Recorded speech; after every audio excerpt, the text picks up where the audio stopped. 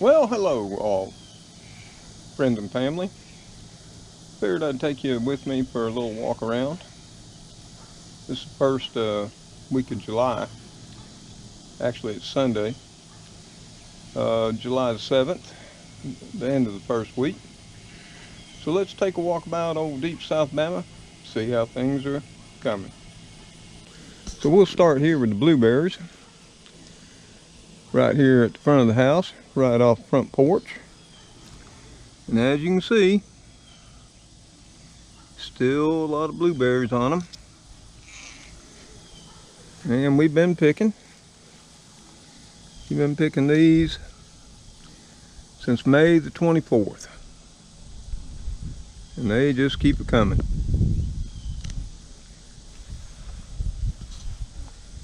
Though the amount of blueberries are getting less and less, there's still quite a few blueberries out here. We sure have enjoyed them this year. Now I probably have not mentioned it, but just to let y'all know what variety these are. These are the powder blue variety of blueberries. And they are known to be extremely productive, and they have been. I eat a handful or two every day, along with picking them, about every 2-3 days. But we've been extremely pleased with these blueberries this year. Can't say enough good about them.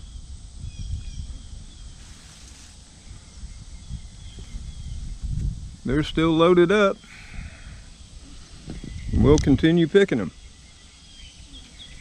Let's go ahead and walk on over to that small bed we have at the end of the driveway.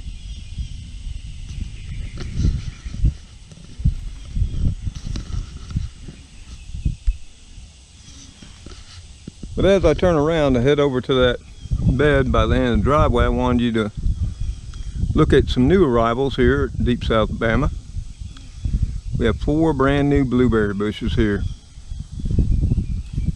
These are rescues from Walmart. Nobody ever bought them, and I'm bad to feel sorry for plants this time of the year, and I figured I'd pick them up. Not quite sure where I'm going to put them. And these are the Blue Ambrosia blueberry variety. Now I've tried looking these up online and haven't found a single thing about them, except that they're a patented variety. But we're going to stick them in somewhere, still not sure where. But let's go ahead and head on over to that driveway bed.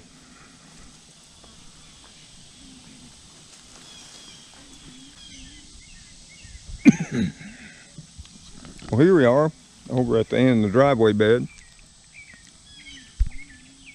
You can see the goji berries. One right there. One right here.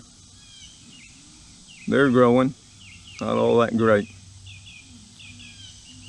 Not sure they'll make it down here in the heat of the Deep South. But if you notice all along ground level here, it's just covered up. That's all the flower seed that I planted back during Father's Day. Yeah, it's a little thick. Not sure what's going to survive and what won't. But it'll be something interesting to see as the season progresses. The basil is doing fine, as is the rosemary.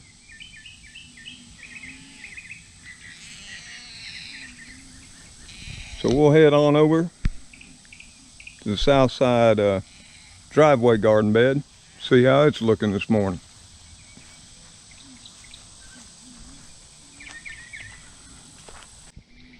Now we're over here at the south side driveway bed, where we got a couple of sweet banana peppers here. And we've been worried because they weren't setting any blossoms, or forming any peppers. But as you can see, they're starting to set blossoms now. And they're about 4 foot high. But finally, we're starting to see some blossoms setting and some peppers forming. Over here on the second one, same. But something we got here, if I can get down to it to show you, is this nice big huge banana pepper. Look at that. Isn't it beautiful? And now the blossoms are starting to form. We'll be seeing a lot more. So we go over here to the super sweet 100 cherry tomato. And like I say, I haven't grown this variety in 30 years. It has struggled. It's very susceptible to virus. You can see the leaves are got little brown spots on them, yellowing. And it's got quite a few red cherry tomatoes in there ripening. Had quite a few more down here in the lower sections, but we've been picking them off and eating them as we walk past. But I'm not overly impressed with this variety.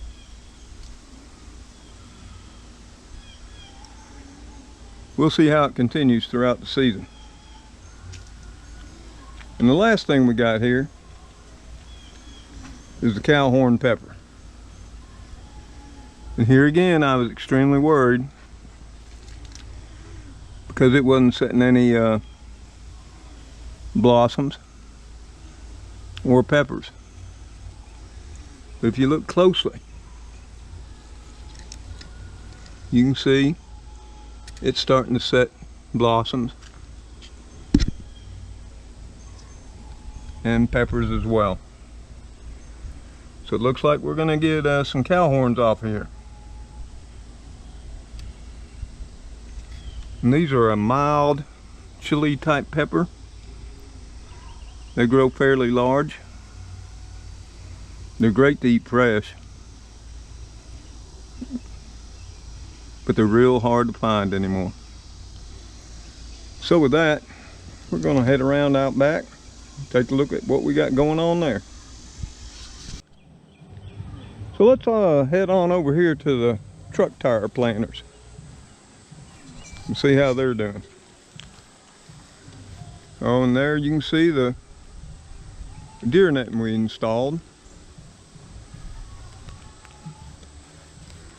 So let's head on over here. And these truck tire planters, we put them in a couple weeks back. In fact, we put them in 3 weeks ago. And if you've been watching my videos, you'll know that the deer came through back on the 30th and really ate down this cantaloupe right here. But you can see it's come back with a vengeance, and that's important to note. So if you have rabbits or deer that eat back your plants, one thing for sure is the cantaloupes come back. The peppers are doing excellent. In fact, let me show you one here if I can get a good picture of it. And these are the Bonnie green bell peppers. Let me show you one right here. See that? That's a fine start to a nice large green bell pepper. And these plants are just loaded up with blossoms that are about ready to open up. So we should be seeing a whole lot more peppers off of these. So far we haven't seen any bug damage. They're really doing fine. Real pleased with them. And over here on the second one, here again, this has two of the Bonnie green bells. One right here, another right there. This is the lunchbox sweet pepper. And if you look closely, you can see it's got a lot of blossoms forming in it. No peppers yet, but that won't take long. Now here, in that same planter, we have the Parks Whopper Improved that was ate down by the deer. And as you can see, it is also resprouted and it's coming back strong. And finally, in this planter was the other cantaloupe that the deer browsed down. They ate every leaf off of it. But as you can see, once again, it is resprouted from the leaf crotches and is coming back.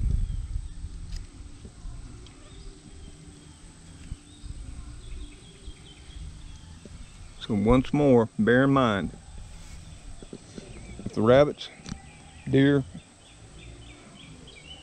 or whatever eats back your plants, give them a chance, especially your cantaloupes and your tomatoes. And look at right here. There's the first blossom on that cantaloupe. Hopefully a bee will come by and bless us by pollinating it, and we'll have the formation of our first cantaloupe this season. So let's head on over and see what's going on in the old compost pile bed and the old raised bed.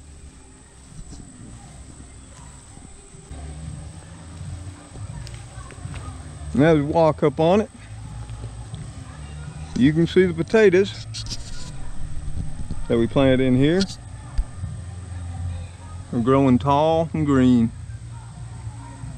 looking fine. Here's the red potatoes. These right here are white russet potatoes.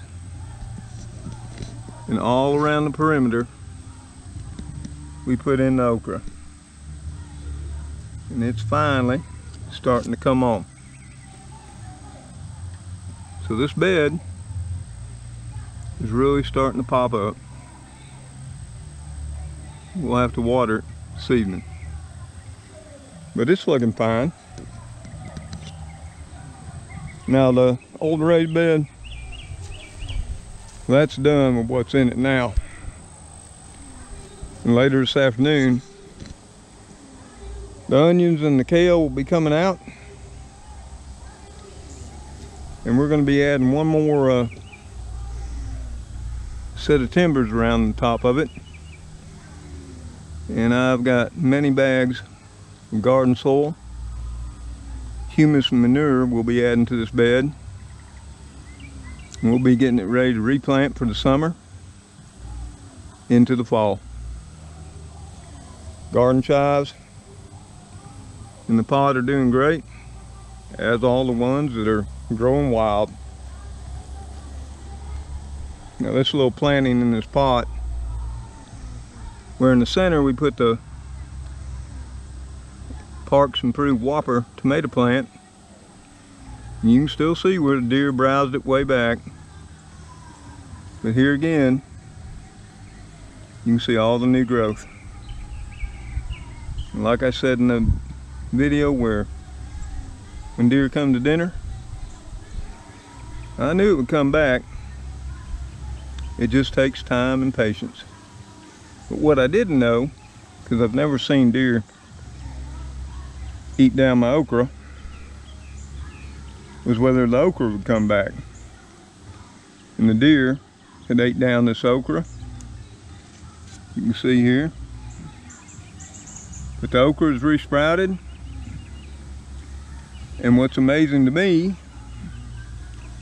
is it resprouted out of the top of the main stem, not out of the leaf crotch.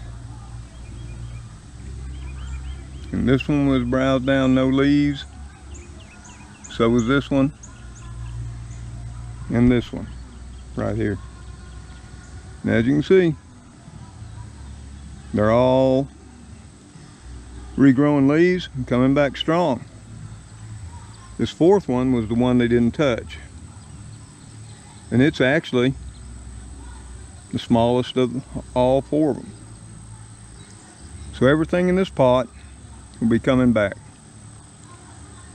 But I do want to show you something, because I got to spray for this later this afternoon. And we've got some aphids right there. We'll be spraying these with insecticidal soap later on. And if you ever wonder where the aphids come from, don't know if you can see that ant wandering around the leaf. Ants actually carry those up from the soil, bring them up to the different plants, and leave them. In other words, the ants farm the aphids. And you may wonder why.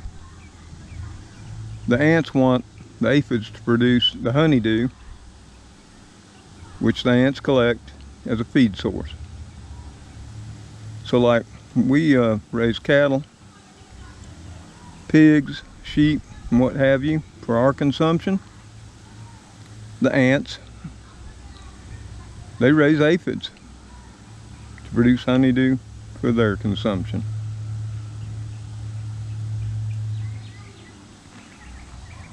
So now we'll take a walk up to take a look at the old clothesline pole planting and see how it's doing.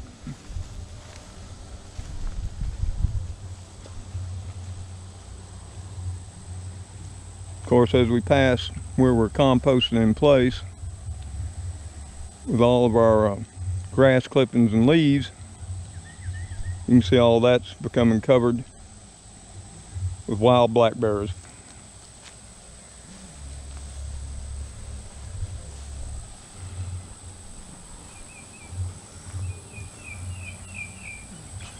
So as you can see, I've taken down the fence that was protecting this from the deer, and that's because we got the new deer netting fence blocking both entrances to this back part of the property. Look at this Parks improved Whopper tomato. I mean, it is just loaded up with tomatoes. They're all in throughout here. Some more down there.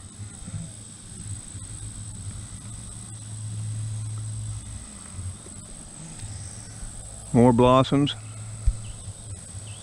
More tomatoes.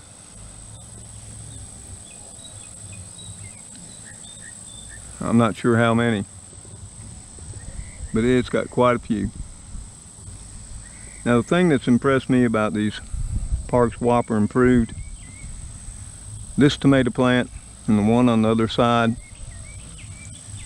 these two were browsed way back by the deer, actually 3 different times. Each time they regrew, deer would eat them down again, they'd regrow again.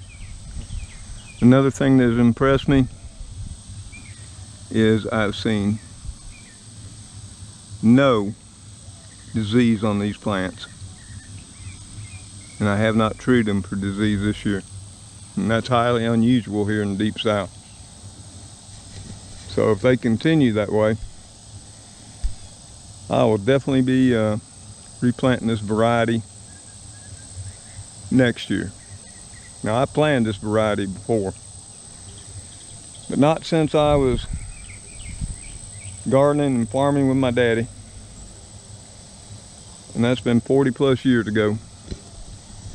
Now we're over here at the rattlesnake pole beans, and we picked these on the 22nd, and we're overdue to pick them again.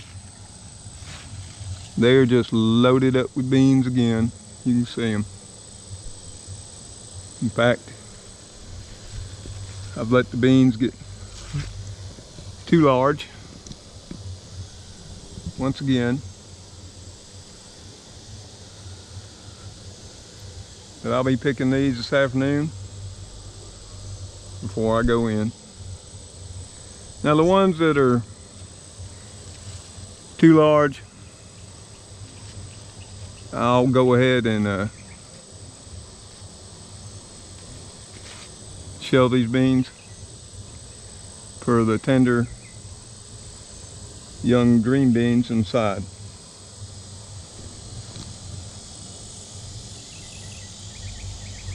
And here's the second Parks Improved Whopper,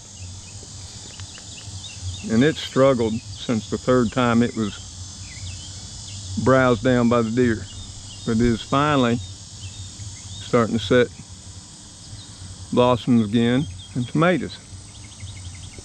And though it's not been as robust and productive as that first one I showed you, it's finally making a comeback. And I gotta get these tied up today as well. Here again, this just shows you the amount of beans up here on these rattlesnake pole beans. They're just so super productive, even in the heat of the Deep South. And finally, in this clothesline planting, we've got our straight 8 cucumbers. This is the heirloom variety. And got one in there that we need to pick today before it gets any larger. I'm not sure if we have any more in here.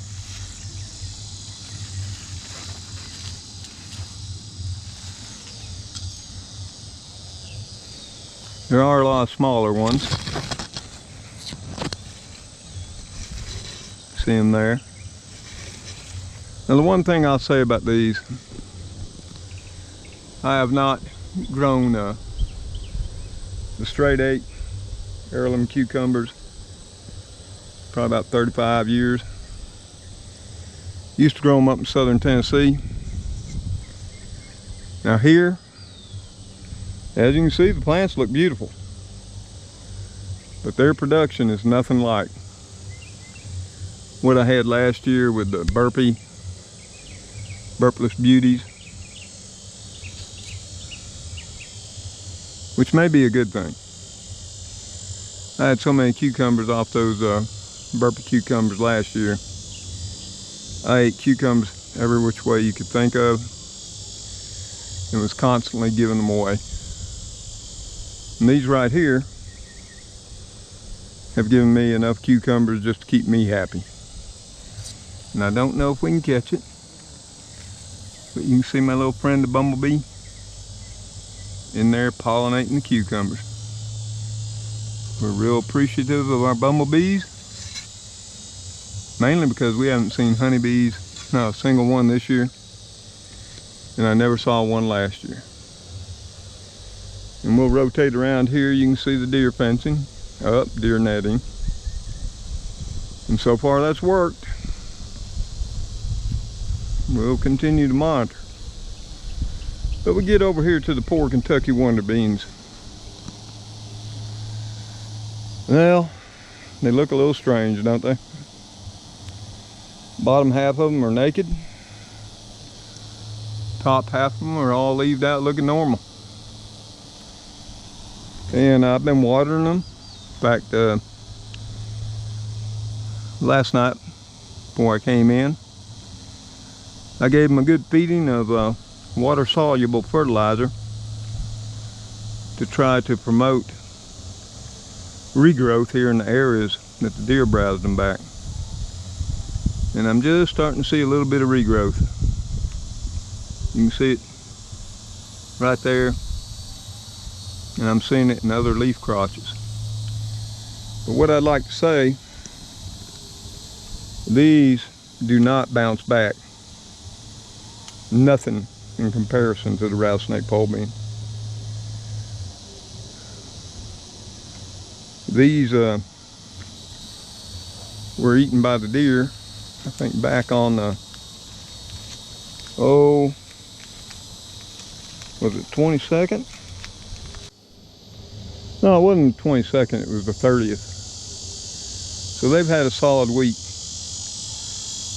to grow, start showing some new growth. And the rattlesnake pole beans, in that same time, would have had leaves forming in all the leaf crotches. Kentucky Wonders, they're just starting. There are some small leaves that form, but nothing like rattlesnake pole beans. And I've noticed the production on these. Now granted, they were ate back, but so were the rattlesnake pole beans 3 times. I'm finally seeing some beans. There's one. There's another up there. But overall, the production is nothing in comparison, here again, to the rattlesnake pole beans.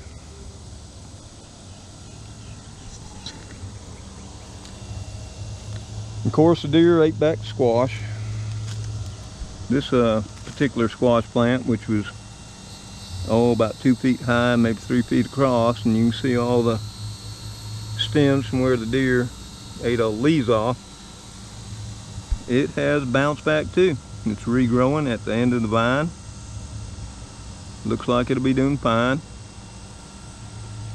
These others here, deer didn't touch. But for whatever reason, this was the largest of the 4.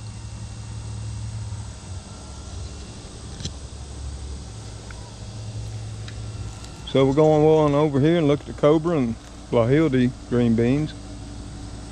And you can see right along here in the midsection, they're naked and bare as well. They're finally starting to blossom.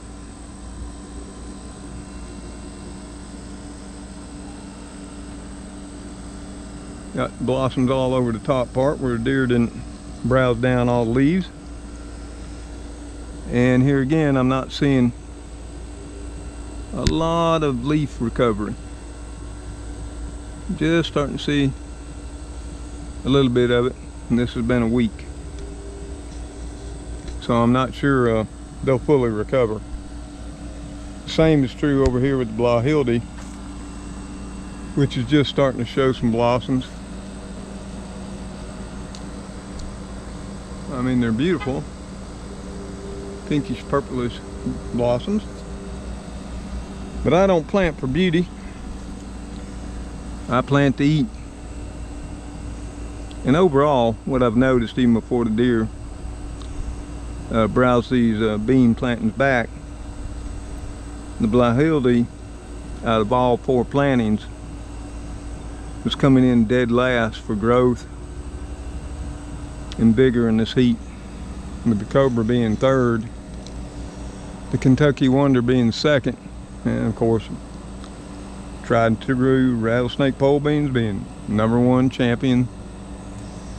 And it looks like they're still going to remain the champions this year. And we got a few new things here again, plant rescues. I tell myself every year I'm only going to put in a little bit so I can concentrate on the house, decluttering my life, getting the cars fixed up and gone. Then I go to Walmart or someplace and I see plants there that are about to die, and I got to rescue a few. So what I've got here This is a dill. Of course, I want to do some pickling this year, so that'll come in handy. And then they had some tomato plants over there at Walmart that were just wilting away and about to die.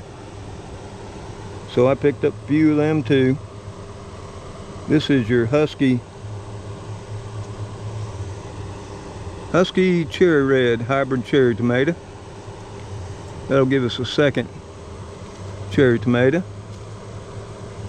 Then over here we got two heat tolerant standard tomato varieties. We've got the Heat Master. That's a determinate.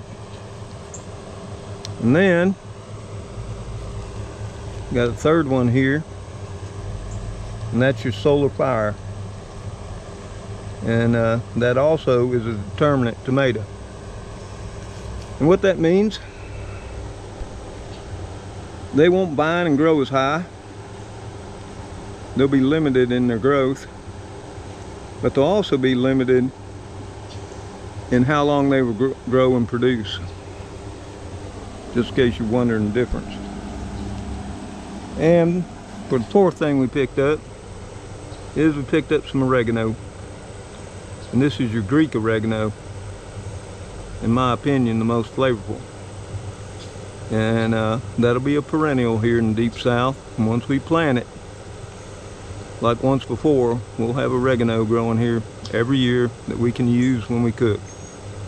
And we do use oregano quite often in my cooking. And if you got fresh, you just can't beat it. So lastly, we'll go over there back into the front east side of the property and take a look at the pig.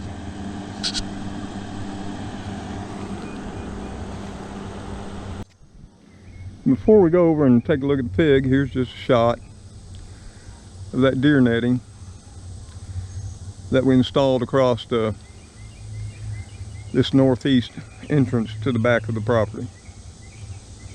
Still looking nice. As far as I can tell, still doing its job. So we'll head on over here to the old pig bush.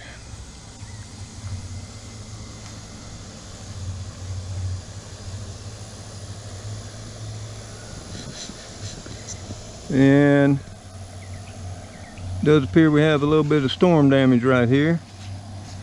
We had winds get up to about, I'd say 50, 60 miles an hour here a few days back. And that broke off.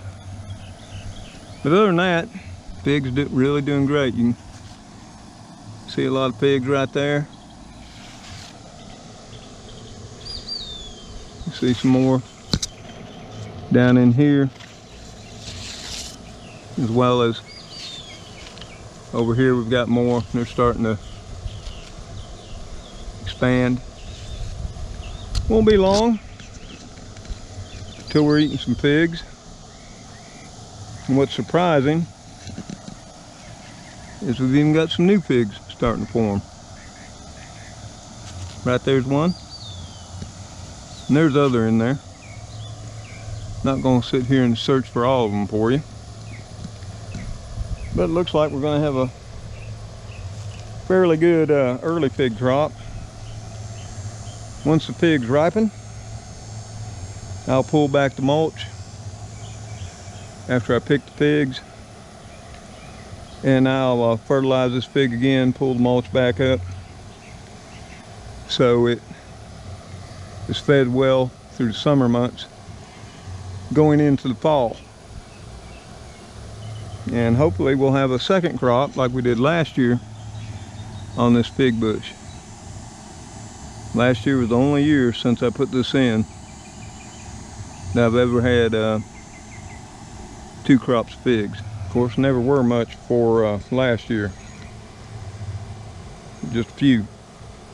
Last year, for the size of the bush, it did well, and it's doing better this year.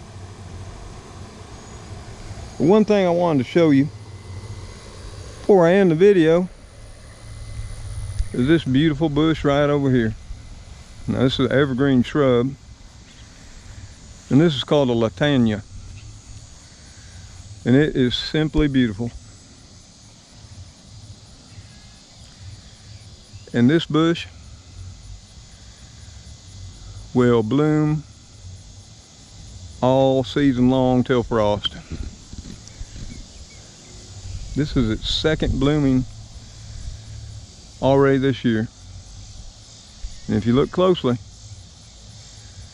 you can see all the bumblebees and some small butterflies flying around it. In the early mornings, I'll sit out here with my coffee on the front porch, and I'll watch as the butterflies and, on occasion, hummingbirds come. I'm really pleased with this latania, and I'm even more pleased that I didn't plant it in the first place. I don't know how it got here. Just one spring, probably about 4 years back, it started. I gotta think the birds had something to do with that. If you look closely there, you can see the butterflies. Not sure if the camera's picking them up well. Right there's one. They are beautiful. And there's several on this big old bush. But the flowers are so unique. You'll have these pinkish purplish ones. You'll have a pale yellow with a deep yellow center. Sometimes they'll be all yellow. Sometimes they'll be all that pinkish purple with the orange center. A simply stunning specimen. And there is one drawback. It gets bigger and bigger with every season. And this one here is spreading on up this hillside, which I don't care. I have trouble getting anything to grow on this steep ground here in the northwest corner of my property. So that's pretty much how we're doing here in Deep South Bama. The end of the first week of July. Hope you enjoyed a little walkabout. Saw what we got going on. Trix is in the house, so Merlin's been accompanying me today on our walkabout. So with that said, folks, I hope you enjoyed the walkabout, and we'll be seeing you on the next video. Y'all take care, stay safe as always, and God bless. Goodbye for now. Come on, Murph. Let's go in, put the camera up, and get to work. We've got plenty to do.